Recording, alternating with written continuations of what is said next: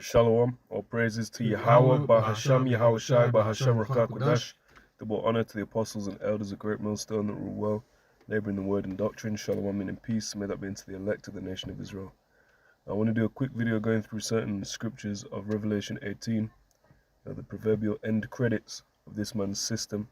Forget 2 Ezra 6 and 9 first.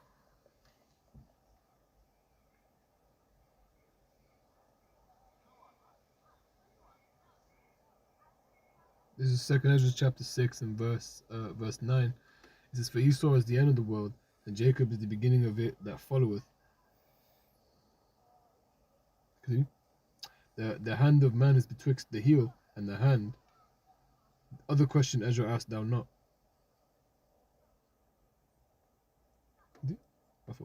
I answered then and said, O Lord, that bearest rule, if I have found favor in thy sight, I beseech thee, shew thy servant the end of thy tokens, whereof thou shewest me part the last night. So this the last rulership before our rulership, before the rulership of the Israelites, will be this Roman system, headed by Babylon the Great, but also propped up by the EU, the European Union, and what else? NATO, the North Atlantic Treaty Organization. So altogether, that makes up the ruling system of the new revival of the Roman Empire. Now this is going down, pursuant to biblical prophecy, starting with the head, and then the rest of the body will corrupt, if you like. So start Revelation 18 and 1, Babakosha. Revelation chapter 18 verse 1. And after these things I saw another angel come down from heaven, having great power, and the earth was lightened with his glory. And he cried mightily with a strong voice, saying, Babylon the Great is fallen, and is become the habitation of devils, and the hold of every foul spirit, and the cage of every unclean and hateful bird. Right, so talking about desert creatures, because what you see now is a fruitful, tropical climate, whatever it is actually going to get turned into a complete desert. That's when you read about Ophir, O-P-H-I-R, our Payar, goes back to reducing to ashes. Because ultimately, when it's all said and done, this, what is right now, it's a nice land. Don't get it twisted. It's got good trees, it's got some good greenery, so on and so forth. But that's all going to be going, it's all going to get burned up. And then all you'll have there is desert creatures. So keep going. Verse 3. For all nations have drunk of the wine of the wrath of her fornication, and the kings of the earth have committed fornication with her, and the merchants of the earth are waxed rich through the abundance of her delicacies. Right, so all these are the nations. The reason that they're going to be so upset when Babylon crumbles is because they've made money. Right, it's not because they love the Edomites, because they've treated them so well, because they've always considered them and been thoughtful regarding these other nations' needs, wants, and desires. The same thing with those that are that are making merchandise on this earth, that are getting profit from selling goods and whatnot on this earth, who are renowned for even also saying they don't like the Western world. They're also gonna just be sad when it's destroyed because their money's gone. Can't speak for all of them. Some might be the elect, but of course for the most part, generalization. That's what does it say? Where a man's treasure is, there shall his heart be also. So you have to make sure you've got your treasure in the right place and storing it up as wisdom. There's no greater riches than wisdom. So let's keep going. Revelation 18 verse 4. And I heard another voice from heaven, saying, Come out of her, my people, that ye be not partakers of her sins, and that ye receive not of her plagues. Right, so a lot of people like to use this as saying, come out of the ways of Babylon. It's actually talking about the literal physical deliverance, as the brother's about to read here to back it up. This is Revelation 11 and verse 12. And they heard a great voice from heaven saying unto them, Come up hither. And they ascended up to heaven in a cloud, and the enemies beheld them. And the cloud is indeed a chariot. Yep. Right? Sometimes likened to a cloud, sometimes likened to a pit of fire in the heavens. Star as well, Matthew 2, star. Yeah. And the ones that I myself have seen, they look like stars. I never seen one that say look like a cloud. But they'll have they'll be made of elements of all types of manner of things because they're spiritual. They can just mold and change shape, and they can teleport. They can do, Appear, reappear, disappear. Like marvelous that things. short I put up in it. I was just Ooh. sat making a video, I saw it, man. Just faded in. I thought, let me get this on camera. Filming it, bang. It just fades into nowhere, man. So you best believe the angels are watching. Yeah, they're watching us and trying to protect. Well, not trying to, but protecting the elect. And while we're trying to make our calling and election sure, and they're also watching these devils, man. Watching the rulership of this kingdom and how it operates. Exploiting every little, nook and crevice that they can to make sure that whatever this man does, he's putting himself in a trick bag. And in verse 13, and the same hour was there a great earthquake, and the 10th part of the city fell, and in the earthquake was slain of men 7,000. So a complete amount. And that earthquake is really referring to the missiles hitting America and destroying it. And of course, the missiles will explode, will cause the earthquake to shake. To move back and forth. Yeah, earth shaking to and fro, like it says in Isaiah 24 and verse 10. And then again, it says 7,000, not literally 7,000 men, but 7 represents completion, so it's referring to a complete amount of destruction coming upon a certain number of individuals. That, of course, it's not literally telling us how many that is.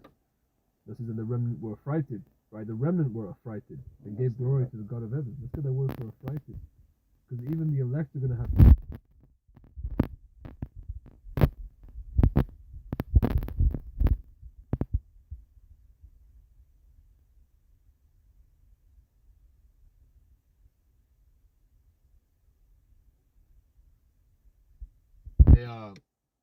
They desire salvation, and they're going to see the salvation and know that they've got the victory, and they're still going to be afraid. That's how fearful the Lord's judgment is going to be when it comes to America. Now it says for affrighted, it's the word emphobos, which means phobia. Yep, thrown into fear, terrified, affrighted. Yeah, there you are. That's a good one. A phobia, a fear. Said it was when you go down to one line, it says a rational fear. It's not necessarily etymologically. It's not Okay, actually necessarily. If you keep going into the words, basically, it won't necessarily suggest that. It'll just be fear. Alright, daughter. Revelation 18. That sounds good. Revelation 18, verse 4. And I heard another voice from heaven, saying, Come out of her, my people, that ye be not partakers of her sins, and that ye receive not of her plagues. For her sins have reached unto heaven, and the Most High hath remembered her iniquities. Reward her even as she rewarded you, and double unto her, double according to her works. In the cup which she shall fill to her double. Right, so everything that Babylon the Great has done, throughout the world, and upon the children of Israel, it's gonna, come back twice to her. And all the wickedness, all the, the lies and everything, and having that image of Caesar Borgia that Serapis Christus pushed out there, slavery, all right, Jim Crow laws, LGBT, lifestyle, everything, all right. Man, they could get a whole sentence just on one of the things that brother mentioned just there. So you imagine every single transgression, every affliction they've put on us, they're going to get that double, man. So it sounds so nice, they feel it twice. Let's get the next verse as well. Verse 7, how much she hath glorified herself and lived deliciously. So much torment and sorrow give her, for she saith in her heart, I sit a queen, and am no widow, and shall see no sorrow. Let's get Isaiah 47. We won't speak on it too much, just for time purpose, but you can see that mirrored there. Isaiah 47 and 1, come down and sit in the dust, O virgin daughter of Babylon. Sit on the ground, there is no throne, O daughter of the Chaldeans, for thou shalt no more be called tender and delicate. So if there's no throne, yeah, well, you're not a queen. Maybe you were once a queen, now you're no longer.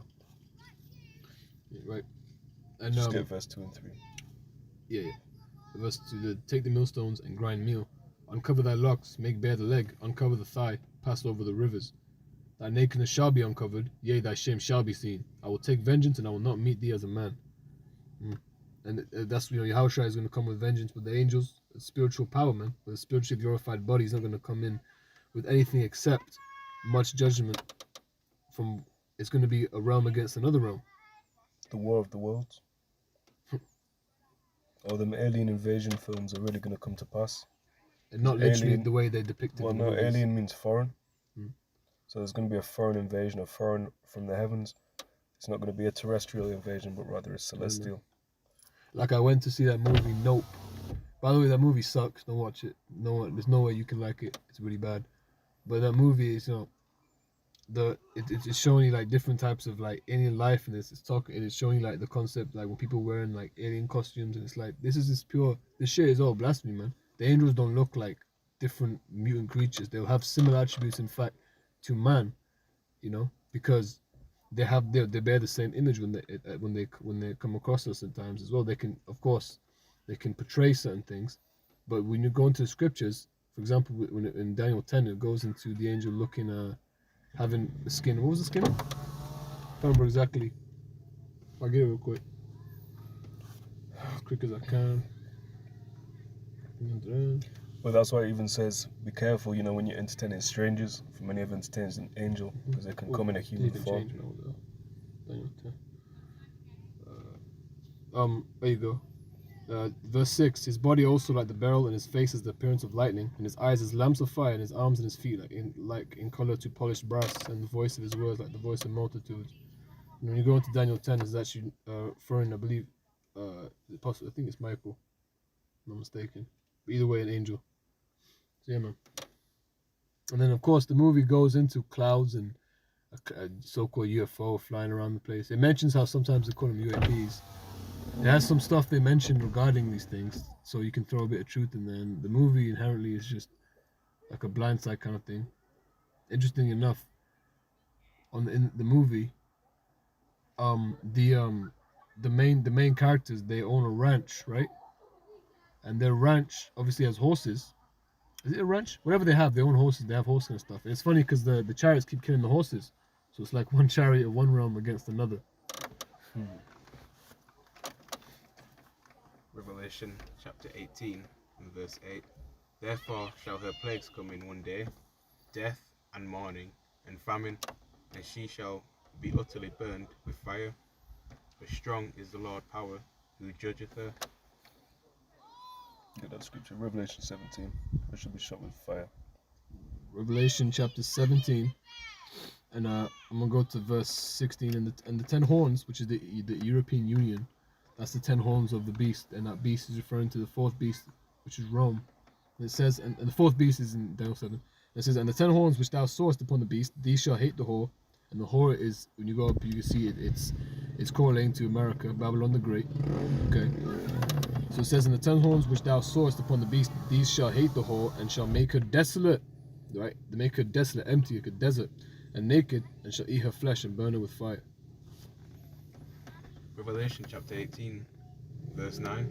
And the kings of the earth, who have committed fornication and lived deliciously with her, shall bewail her and lament for her, when they shall see the smoke of her burning. Now again, is it because the Edomites are just being so kind to these nations? They've just given them everything they could ever desire. They've treated them righteously. Let's keep reading. Verse 10. Standing afar off, for the fear of her torment, saying, Alas, alas, that great city Babylon, that mighty city, for in 1 hour is thy judgment come. Right, and that's a physical, literal hour. There's going to be 1 literal hour that judgment's going to come. And that's a short while.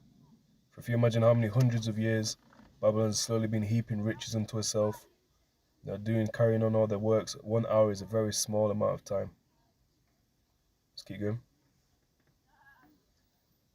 And the merchants of the earth shall weep and mourn over her, for no man buyeth their merchandise any more. Right, so now it's going to list it, so it doesn't really need a breakdown, but you're just about to see all the manner of precious things that Babylon's putting out. Verse 12.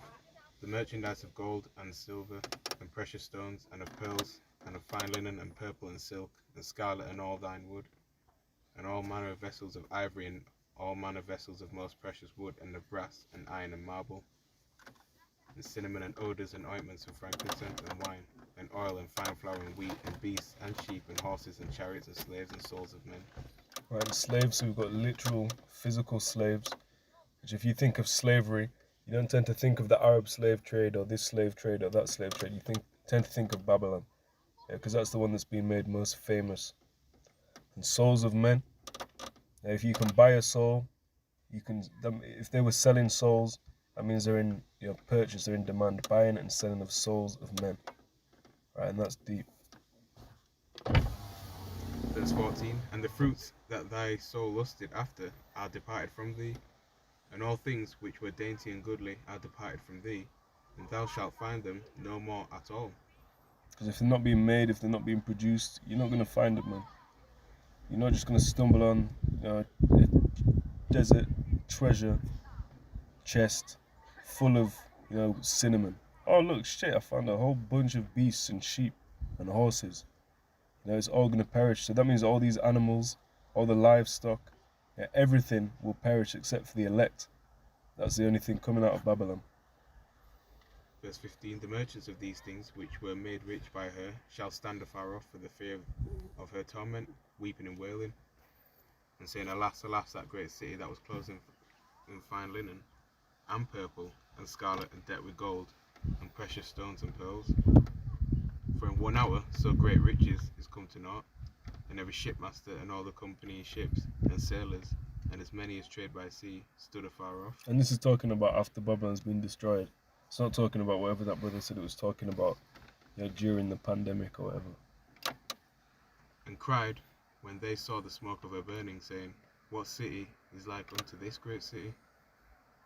And they cast dust on their heads, and cried weeping and wailing, saying, Alas, alas, that great city, wherein were made rich all that had ships in the sea, by reason of her costliness, for in 1 hour is she made desolate. Again, that 1 hour, that's a literal time frame. Certain times you read in the scriptures about different time frames, a time and times and dividing of time. What is it, 1,000, what's that, 3.5 years, 360 times 3.5. 1,260, I think it says, if I'm not mistaken. But anyway, however, whatever 360 times 3.5 is, that is a spiritual time frame. Like it has 3.5 years. Other points it's talking about. I was talking about a 350 time period. This hour is literal, right? Because that's the amount of time it's going to take for these nukes to hit, the fire to come, the chariots to shoot upon it, and that whore will be out of here, man.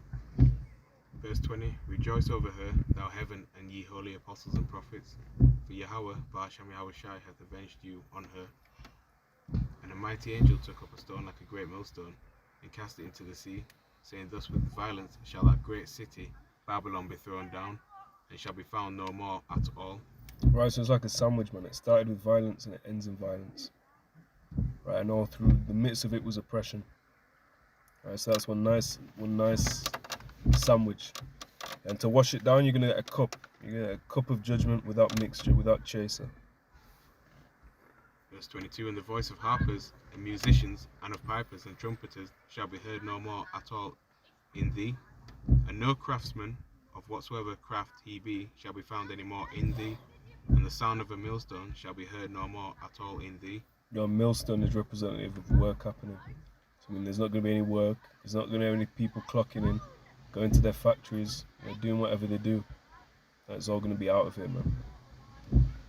Verse 23, And the light of a candle shall shine no more at all in thee, and the voice of the bridegroom and of the bride shall be heard no more at all in thee. So you're not going to have a whole bunch of, oh look, let's get married. You're not going to have a whole bunch of weddings.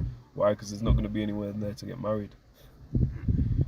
For thy merchants were the great men of the earth, for by thy sorceries were all nations deceived. Right, everyone's drank the wine of Babylon. Read Revelation 17:2 to see that. So all these nations being influenced negatively by this wicked rulership. And in her was found the blood of prophets and of saints, and of all that was slain upon the earth. And that also proves that there is prophets in Babylon today. Right, how is there blood of prophets? How is there blood of the saints? The saints is obviously the Israelites. You might say, yeah, I know we're the Israelites, I know this is Babylon, but I don't believe about that prophets coming back thing. But how is the blood of the prophets found in Babylon? You know, Babylon was only established in a certain amount of time. You know, if you want to say that that's after, if you want to say the last prophecies was in the book of Revelation or whatever, but then it also talks about how you will prophesy again before many kings and everything like that. And at that time he was up in age. You know, so what would have to happen? The prophets would have to come back. There's always been prophets. Could you get the prophets that have been before me and before thee? 28 and 8. Yeah. I have to just keep reading the script to remember. Jeremiah 28 and 8. The prophets that have been before me and before thee of old prophesied both against many countries and against great kingdoms, of war and of evil and of pestilence. Right, and a lot of those prophets were in and around those nations. Right, so you best believe you've got prophets in Babylon that prophesy in the end of Babylon that will be delivered out of Babylon. Because if we're everywhere, then of course. And if the elect are going to be gathered from the four winds, then of course then there's going to be teachers in the four winds pushing out the word, man. This is Mark chapter 13 and verse 27. It reads, "And then shall he send his angels, and shall gather together his elect from the four winds, from the uttermost part of the earth to the uttermost part of heaven." Yeah. So from the uttermost part of earth and heaven shall the elect be taken and gathered. And that's the end credits, man. That's the end credits of this man's system. Yeah. So we'll leave it there. Shalom to the elect of the nation of Israel. Double honor to the apostles and elders of great millstone that rule well. They bring the word and doctrine. Kal halayim la Yahweh, Bahasham Yahweh Shai, Bahasham Racha Kodash. Shalom. Shalom. Shalom.